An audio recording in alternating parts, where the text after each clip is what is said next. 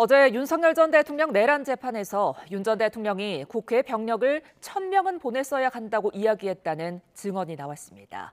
김건희 여사는 지병이 악화돼 병원에 입원하며 향후 특검 수사에 변수가 될 거란 전망도 나오고 있는데요. 관련 내용 김광삼 변호사와 함께 이야기 나눠봅니다. 안녕하십니까? 네, 안녕하세요. 예, 어제 윤 전 대통령의 재판에서 김철진 전 국방부 장관 보좌관의 증인 신문이 있었는데요. 윤 전 대통령에 대한 불리한 증언이 이어진 것 같습니다. 일단 김철진 전 국방부 군사보좌관은 네. 김용현 전 장관의 보좌관이에요. 예. 그래서 이제 김용현 전 장관과 윤석열 전 대통령이 계엄 직후에 국방부에 있는 전투통제실, 그 안에 이제 결심지원실이라고 있거든요. 네. 그 안에 아마 12월 4일 날 오후 1시 좀 넘어서 윤 전 대통령이 방문을 합니다. 예. 거기에서 이제 김용현 전 장관 나눈 대화가 있거든요. 예.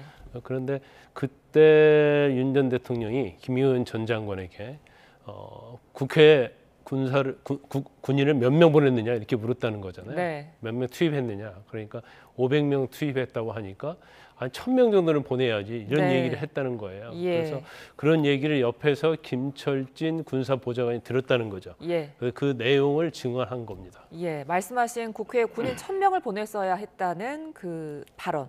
이게 재판에 어떤 영향을 미칠까요? 여러 가지로 굉장히 불리하죠. 예. 윤 전 대통령은 계엄 이후에 계속적으로 경고 목적이라는 얘기를 했잖아요. 예. 그러니까 비상계엄 자체가 원래 비상계엄 본질적인 내용을 하려고 한 게 아니고 일단 경고성으로 하려고 했다. 그러니까 고의가 없었다는 부분을 굉장히 주장을 했었잖아요. 예. 그런데 그러면서도 사실은 탄핵 심판 때도 마찬가지고요. 계속적으로 내가 계엄을 정말 하려고 했으면 군인을 그것밖에 안 보냈겠냐. 한 500명밖에 왜 안 보냈겠느냐. 네. 그런 얘기를 했단 말이에요. 그런데 사실 그 이후에 여러 가지 증언에 의하면 왜 1,000명을 보냈어야지 500명을 보내서 실패를 했느냐. 그렇게 이 얘기가 들릴 수밖에 없는 거예요. 그래서 윤 전 대통령이 계엄에 고의가 없었고 경고성이었다 이런 말에 이제 신빙성이 없어지는 거죠. 그래서 지금 뭐 이 보좌관의 진술 자체는 굉장히 윤 전 대통령에게는 불리한 증언이다 이렇게 볼 수 있어요. 네. 자, 또 한 가지 나온 증언이 김철진 보좌관이 그러니까 국회에서 계엄 해제 의결 이후에 윤 전 대통령이 전투 통제실을 찾았습니다. 그리고 여기에서 국회 법의 법령집을 찾았다. 이런 증언이 있었어요. 이 부분에 대해서 지금 검찰은 윤 전 대통령의 추가 계엄을 시도하려 한 게 아니냐. 이렇게 보고 있는 것 같죠? 근데 아마 국회 해산과 관련해서 예. 국회가 만약에 지금 계엄의 해제를 요구했잖아요.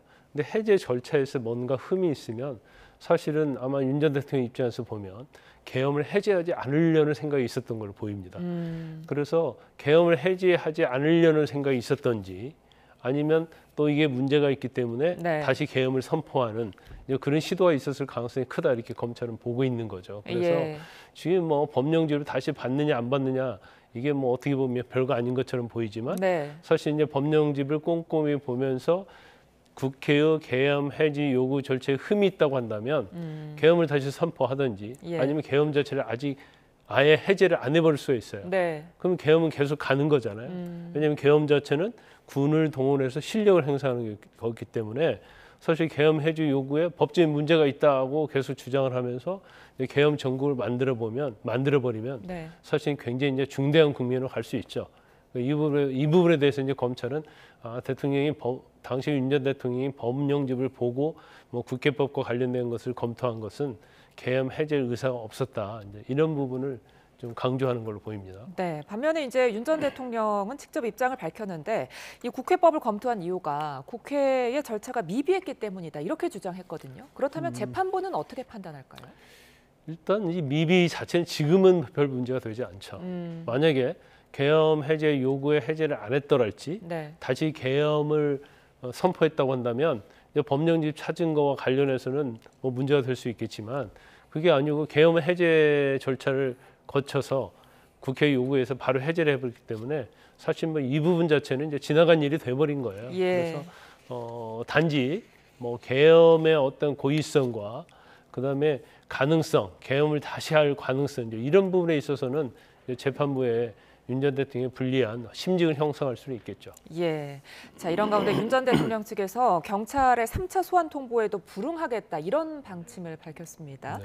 윤 전 대통령이 이제 직접 작성한 혐의 관련 진술서를 제출하겠다 이렇게 밝혔거든요. 일단 뭐 1차, 2차 소환 불응했잖아요. 예. 3차도 불응하겠다고 이제 변호의 의견서를 통해서 이제 밝혔단 말이에요. 예. 그래서 아마 윤 전 대통령 측에서는 서면 조사랄지 아니면 경찰 방문 조사, 뭐 제3의 장소 이런 걸 생각하고 있는 것 같아요. 예. 그래서 경찰 자체도 1차, 2차, 3차까지 소환에 불응했잖아요. 네.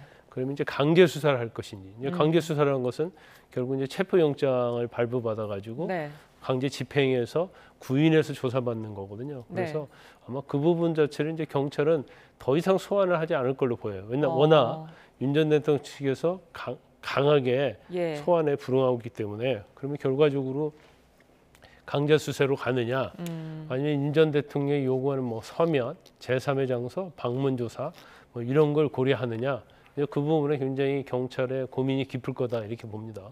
변호사님은 어느 쪽으로 갈 것 같으세요? 아니 뭐 다 가능성이 있다고 봐요. 예. 일단 이제 대면 조사가 불가피하다고 하면 네. 사실 체포영장을 발부받아갖고 집행하는 예. 방법도 있을 수 있겠죠. 네. 그런데 사실 이제 지금 윤 전 대통령과 관련된 가장 본질적인 부분은 이제 내란죄거든요. 예. 내란죄는 이제 구속이 됐다가 법원에서 구속이 취소된 거잖아요. 그래서 사실은 그 내란이라는 엄청나게 큰 죄와 비교해 보면 뭐 이것은 뭐 그렇게 중한 죄가 아니다고 볼 수도 있기 때문에 뭐 경우에 따라서 뭐 서면 조사로 끝낼 수도 있고요. 또 조사가 안 된다고 하면 이제 불구속 상태에서 추가 기소할 가능성도 있다 이렇게 봅니다. 네. 자, 이런 가운데 김용현 전 국방부 장관 그동안 보석을 2번 신청했었는데요. 정작 어제 법원의 조건부 보석 결정이 나오자 반발했습니다. 이 이유에 대해서 좀 더 자세히 살펴보고 이야기 이어가 보겠습니다. 네, 12.3 계엄 후에 내란 혐의가 적용돼서 처음으로 구속된 인물 바로 김용현 전 국방부 장관이죠. 재판부가 어제 직권으로 보석을 허가했는데 어쩐 일인지 부당한 결정이라며 오히려 반발하고 있습니다. 자, 김 전 장관은 그동안 계속해서 석방을 주장해왔죠. 지난 1월에 처음으로 보석을 청구했었는데 이 당시 재판부는 범죄 혐의가 무겁고 증거인멸 우려가 있다는 이유 등으로 기각했습니다. 그러자 지난 2월과 3월에는 구속을 취소해달라고 청구했다가 기각됐고요. 지난 4월에는 다시 보석을 청구하기도 했습니다.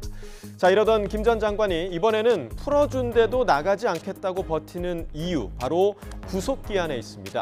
형사소송법상 1심에서 피고인의 구속은 6달까지만 가능합니다.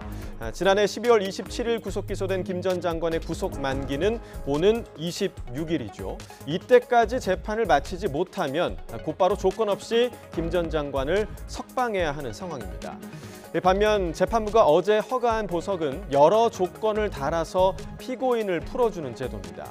김 전 장관의 경우 서약서 제출과 보증금 1억 원 납부, 그리고 주거지 제한 등이 조건으로 붙었고요. 해외 출국이나 내란 사건 관계자들과 연락하는 데에도 이렇게 제약이 따릅니다. 법원과 검찰의 입장에선 피고인을 풀어줄 때 생길 변수를 보석으로 차단할 수 있게 됩니다. 자, 김 전 장관 입장에선 일주일만 기다리면 제약 없이 행동할 수 있는데 굳이 조건을 달고 나갈 필요가 없다는 거죠. 현재 김 전 장관은 직권 보석을 취소해달라며 항고와 집행정지 가처분을 제기한 상태인데요. 법원이 구속기한 만료 전 보석으로 풀어주려 해도 김 전 장관 측이 서약서 작성 등을 거부하며 버티면 방법이 없습니다. 법원이 어떤 결정을 내리든 오는 26일이면 김 전 장관을 조건 없이 풀어줘야 하는 겁니다. 자, 이렇게 구속 만기를 앞둔 내란 피고인 김 전 장관만 있는 게 아닙니다. 오는 30일 이진우 전 수방사령관을 시작으로 다음 달 초 박안수 전 계엄사령관과 여인영 전 방첩사령관, 김봉식 전 서울경찰청장, 또 노상원 전 정보사령관 등의 구속기간이 잇따라 만료됩니다. 자, 일단 풀려나게 되면 같은 사유로는 추가 구속이 불가능한데요. 다만 다른 혐의를 적용해 추가 기소할 경우에는 구속이 가능합니다.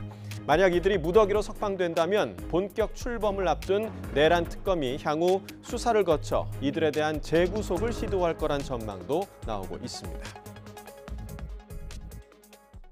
네, 김용현 전 국방부 장관 불복 절차까지 지금 진행을 했는데 그렇게 되면은 이제 구속 만료 기간까지 구치소에 있게 되는 겁니까? 그렇죠. 일단 일반적으로 구속돼 있는 피고인, 이제 피의자들은 이제 보석, 네. 적부심을 석방되는 걸 굉장히 선호하죠. 예. 왜냐하면 일단은 뭐 구치소에서 굉장히 제한되게 활동하다가 이제 밖에서 자유롭게 활동할 수 있잖아요. 그런데 김용현 전 장관은 뭐 보석도 이전에 2번이나 신청했었고 네. 또 구속 취소 신청까지 했어요. 예. 이제 그만큼 재판을 불구속 상태에서 나가서 받겠다는 그런 의지가 굉장히 강했다고 볼 수 있는데 그러면 왜 재판부에서 보석을 해주는데도 불구하고 왜 이걸 받아들이지 않을까? 그것은 이제 구속 만기와 관련이 있죠. 네. 이번에 보석을 해주는 데서는 조건을 걸었단 말이에요. 특히 거주지 제한, 거주지를 이탈할 수 없도록 그래 해외 나갈 때도 허가받아야 하고요. 그다음에 이제 관계자들하고 사건과 관계에 있는 사람들하고 사실 연락할 수 없도록 해놨어요. 그러니까 이제 본인이 밖에 나가긴 하지만 결과적으로는 자유로운 몸은 아니죠. 예. 그럼 그 상태로 계속적으로 이제 재판을 받아야 하는 거예요. 그런데 26일 날이 사실 구속 만기거든요. 구속 만기면 절대적으로 재판부에서는 석방을 해줘야 합니다. 예. 석방을 해주면 조건이 붙지 않아요. 뭐 주거지 제한도 없고요. 그래서 자기 마음대로 어떻게 보면 활동할 수 있거든요. 그래서 조금만 참으면 굉장히 조건 없는 자유로운 뭐 구치소 외에 생활을 할 수 있는데 이 보석 조건을 이제 받아들이지 않겠다는 그런 입장이다 이렇게 볼 수 있어요. 네. 자, 근데 지금 다른 내란 혐의 피의자들도 구속 만료를 앞뒀잖아요. 네. 다른 피의자들한테는 어떤 영향 미칠까요? 일단 뭐 다른 피고인들도 마찬가지죠. 그러니까 지금 우리 대한민국 법에는 구속 기소하고 나서 구속 기간이 6개월이에요. 그러면 6개월 내에 재판을 끝내지 못하면 이건 반드시 석방을 해야 하거든요. 네. 그리고 만에 하나 그 재판 중에 다른 사건을 추가 기소가 되면 이 구속 기간을 연장할 수 있어요. 재구속할 수 있는데 지금 현재 대부분이 그냥 내란죄로만 기소가 되고 추가 기소가 없기 때문에 재판부에서는 6개월 만료가 되면 반드시 풀어줘야 하는 거예요. 그래서 다른 피고인들 마찬가지죠. 좀 기다리면 다 구속 만기가 오기 때문에 대부분이 다 석방이 될 겁니다. 예. 자, 이런 상황 속에서 어제 김건희 여사가 지병을 이유로 병원에 입원했습니다. 특검 출범을 앞두고 있는 상황인데 특검 수사에 좀 변수가 될까요? 일단 뭐 전부터 아프다는 얘기는 많이 나왔었어요. 그런데 이제 실제로 아픈 적지는 모르겠지만 일단 병원에 입원을 했잖아요. 그래서 건강 상태가 어느 정도 모르겠는데 일단 김건희 여사 관련된 특검이 지금 뭐 준비를 하고 있지 않습니까? 네. 그러면 사실 이제 소환을 한다고 하면 물론 뭐 지병을 이유로 뭐 한두 번 정도는 불응할 수는 있겠죠. 그런데 이제 언제까지 지병이 있다고 해서 소환에 불응할 수는 없어요. 그럼 경우에 따라서는 특검에서 이제 강제 수사를 할 수 있죠. 네. 체포영장 발부해서 강제 구인해서 조사를 받을 수 있기 때문에 아마 뭐 병원에 입원했다 보니까 어느 정도 치료하면 이제 기간이 지나면 뭐 소환하면 조사받을 정도는 될 겁니다. 그래서 일반 검찰과 달리 이제 특검에는 제가 볼 때는 나가서 조사받지 않을 수 없을 겁니다. 예. 자, 검찰이 건진법사로 알려진 전성배 씨가 통일교 측에서 김건희 여사에게 이제 선물 명목으로 받은 샤넬 가방에 대한 수사를 진행하고 있는데요.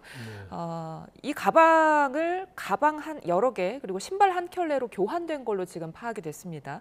그러면서 지금 검찰이 신발에 주목을 하고 있는 상황이죠. 일단 뭐 건진법사가 예. 샤넬 가방 2개를 예. 지금 건넨 걸로 알려져 있잖아요. 예. 그래서 이 가방이 김건희 여사에 이제 전달되었는지 여부를 이제 추적하고 있는 거예요. 네. 그런데 워낙 건진법사도 그렇고 그다음에 이 가방을 가지고 그 명품 매장 가서 첫 번째 이제 800만 원대 가방은 샤넬 가방 하나하고 신발로 바꿨습니다. 네. 그리고 두 번째 거 한 1,200만 원대 가방은 가방 2개로 바꿨단 말이에요. 그렇기 때문에 이 가방을 바꿨는데 왜 바꿨을까? 근데 가방을 바꾸러 간 사람이 누구냐면 바로 김건희 여사의 최측근 비서가 가서 바꾼 거거든요. 예. 그럼 우리가 상식적으로 생각하면 이 가방 신발은 김건희 여사에게 갔다 이렇게 생각할 수 있어요. 근데 워낙 중간 단계에 있는 사람도 마찬가지고 김건희 여사도 받지 않았다고 얘기를 하고 있기 때문에 이 부분을 사실 이제 밝히는데 어려움이 있는 거예요. 뭔가 돈이 오갔다고 한다면 이제 계좌 추적이라도 할 수 있는데 네. 이건 그렇지 않거든요. 그래서 지금 검찰에서는 뭐 저도 처음에 신발을 바꿨다고 그래서 그럼 사이즈 확인하면 되겠지 하는 네. 생각을 했었는데 예. 그러면 바꾼 신발의 사이즈가 어떤 사이즈냐? 그럼 경우에 따라서는 지금 김건희 여사의 비서가 가서 바꿨는데 이제 유모 씨거든요. 그럼 유모 씨의 어떤 신발 사이즈와 같으냐? 아니면 김건희 여사 신발 사이즈냐? 또 둘이 또 같을 수도 있겠죠. 신발 사이즈가. 그래서 네네. 아마 검찰에서는 지금 굉장히 수사하는데 애를 먹고 있다. 그래서 심지어 이제 신발 사이즈까지 지금 확인하고 있다. 이렇게 볼 수 있습니다. 예, 알겠습니다. 오늘 여기까지 듣겠습니다. 지금까지 김광삼 변호사와 함께했습니다. 고맙습니다.